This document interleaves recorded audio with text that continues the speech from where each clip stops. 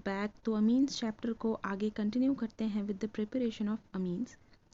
Amines को prepare करने के लिए हमारे पास टोटल 6 मेथड्स हैं, जैसे कि reduction of nitro compounds, ammonolysis of alkyl halide, reduction of nitriles या cyanide, reduction of amides, Gabriel phthalimide synthesis reaction, and the last one is Hofmann bromamide degradation reaction. Last के जो दोनों methods हैं ये बहुत ज़्यादा इंपॉर्टेंट हैं क्योंकि ये नेम रिएक्शंस होते हैं।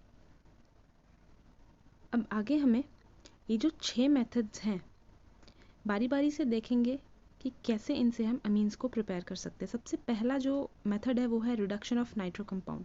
किसी भी नाइट्रो कंपाउंड को जब हम रिड्यूस करते हैं तो हमें जो प्रोडक्ट मिलता है वो मिलता है अमीन, चाहे वो एलिफेटिक नाइट्रो कंपाउंड हो या एरोमेटिक। जैसे कि नाइट्रोबेंजीन अगर हम ले लें और उनको हम रिड्यूस कराएं, रिड्यूस कराने के भी 2 तरीके हैं, जैसे कि हाइड्रोजन गैस ले लिया PD, PT, NI in the presence of ethanol, अगर हम पास कराते हैं तो हमें जो प्रोडक्ट मिलता है वो मिलता है एनिलीन।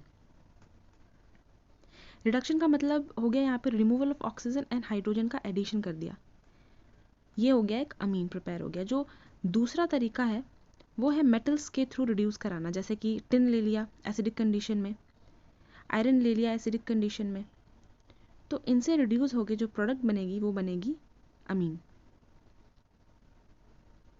इन दोनों मेथड्स में से भी जो सबसे ज़्यादा प्रेफर किए जाने वाला तरीका है वो है आयरन और HCl, क्योंकि यहाँ एनिलीन के साथ हमें जो मिलेगी वो FeCl2 बनेगी, जो फर्दर हाइड्रोलाइज होके HCl एसिड बना देगी और इस एसिड को हम वापस से रिएक्शन में यूज़ कर सकते हैं।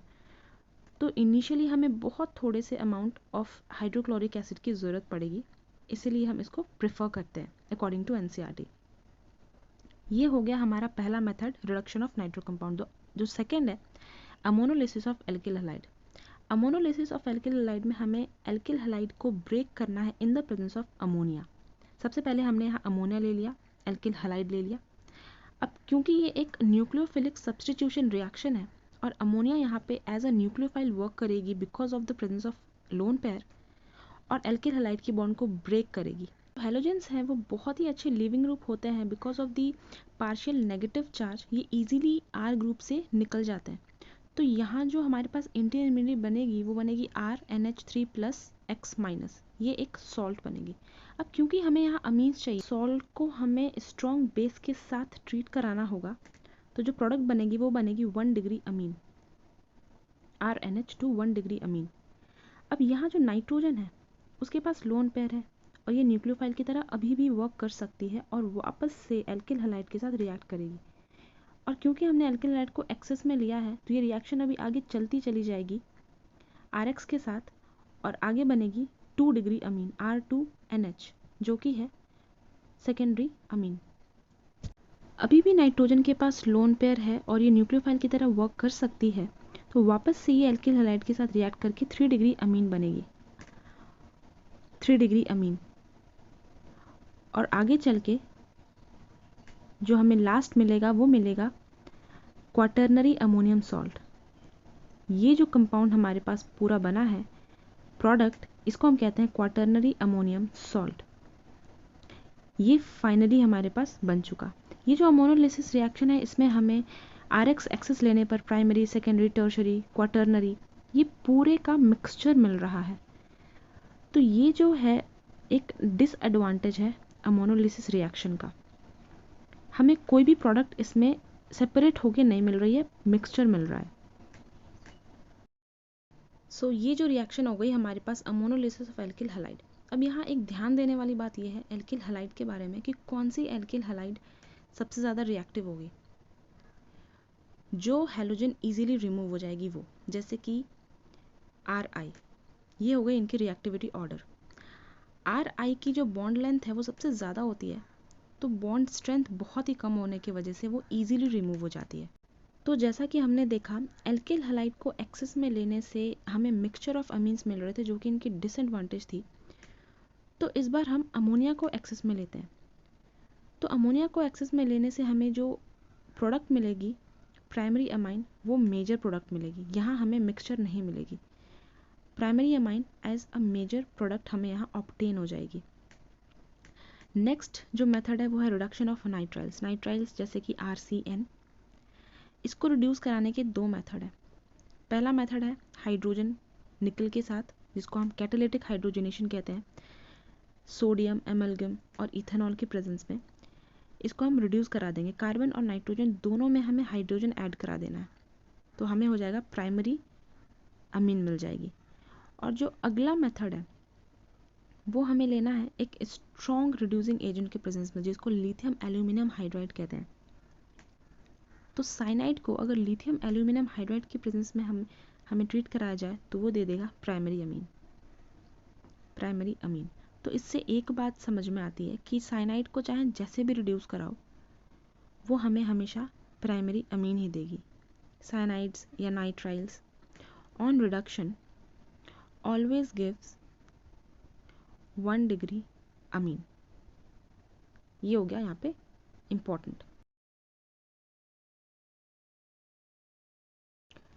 जो फोर्थ मेथड है यहाँ पे अमाइड्स है, रिडक्शन ऑफ अमाइड्स। अमाइड्स होते हैं RCONH2।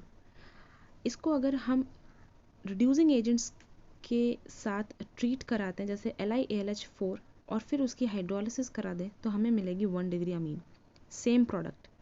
अमाइड्स की रिडक्शन भी हमें प्राइमरी अमीन ही देती है।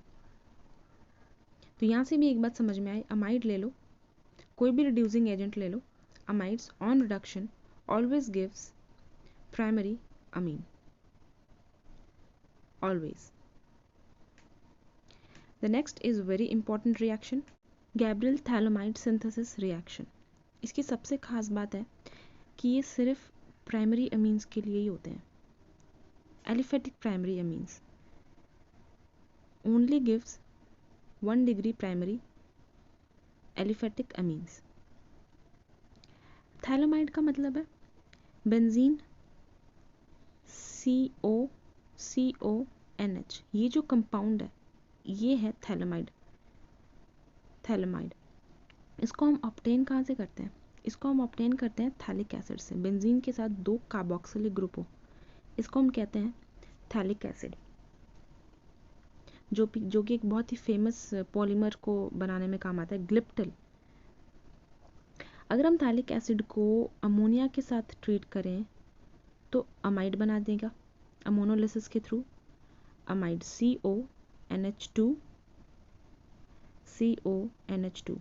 फर्दर इसको हीट करने पे एक अमोनिया निकल जाएगी और जो प्रोडक्ट हमें मिलेगी वो मिलेगी थैलामाइड। नाउ इस कंपाउंड को, इस थैलामाइड को हम गैब्रियल थैलामाइड सिंथेसिस में यूज़ करने वाले हैं। तो आगे देखते हैं रिएक्शन। बेंजीन के साथ CONH, हाँ, दिस इज थैलामाइड। अब थैलामाइड के साथ सबसे पहले हमें अल्कोहलिक KOH को पास कराना है। अल्कोहलिक KOH, यहाँ पे K plus OH minus N minus H plus, ये जो K है वो N के पास चला जाएगा और वाटर यहाँ से रिमूव हो जाएगी। तो जो हमारे पास बनेगी कंपाउंड COCONK, ये जो है वो पोटेशियम थैलामाइड सॉल्ट है। This is a salt. इसके बाद हमें इसको एल्किल हैलाइड से ट्रीट कराना है। एल्किल हैलाइड में भी इम्पॉर्टेंट बात ये है कि हमें इसको एलिफेटिक एल्किल हैलाइड से ट्रीट कराना है। क्यों? क्योंकि जो एरोमेटिक एल्किल हैलाइड होते हैं वो NSR नहीं देते। NSR नहीं देते क्योंकि जो हेलोजन है वो रेजोनेंस करके डबल बॉन्ड बना लेते हैं, तो उनको ब्रेक करना बहुत मुश्किल हो जाता है। तो एरोमेटिक एमीन्स इससे नहीं बनेंगे। This is the reason. तो यहाँ RX हमने ले लिया, N माइनस है तो R वहाँ पे अटैक करेगी COCONR। क्योंकि ये 2 डिग्री अमीन है तो इसका नाम हो जाएगा N alkyl phthalimide. N alkyl phthalimide. Now further इस कंपाउंड को हमें हाइड्रोलिसिस कराना है। NaOH, एक्वस NaOH के साथ अगर हम इसकी हाइड्रोलिसिस कराते हैं तो यहाँ जो मिलता है benzene COO minus Na plus COO minus Na plus, और जो मेजर प्रोडक्ट बनती है यहाँ वो बनती है 1 डिग्री अमीन। ये R ग्रुप वही है, एल्किल हैलाइड वाली R ग्रुप है, तो एलिफेटिक 1 डिग्री अमीन हमें यहाँ मिल जाएगी। ये बहुत इंपॉर्टेंट हो गया, 1 degree aliphatic Amin. This is Gabriel phthalimide synthesis. Next one is Hofmann bromamide synthesis reaction. इसकी इंपॉर्टेंट बात है कि ये only and only primary amines produce करते हैं, चाहे एरोमेटिक हो या एलिफेटिक हो. डिग्रेडेशन, डिग्रेडेशन का मतलब है एक कार्बन कम बनेंगे प्रोडक्ट में, 1 carbon less than the amide, मतलब अमाइड में जितने कार्बन है उससे एक कार्बन कम वाला अमीन हमें यहाँ मिलेगा. अमाइड जैसे कि RCONH2, एलिफेटिक एरोमेटिक कुछ भी ले सकते हैं. यहाँ मैंने बेंजीन वाला ले लिया है, बेंजामाइड.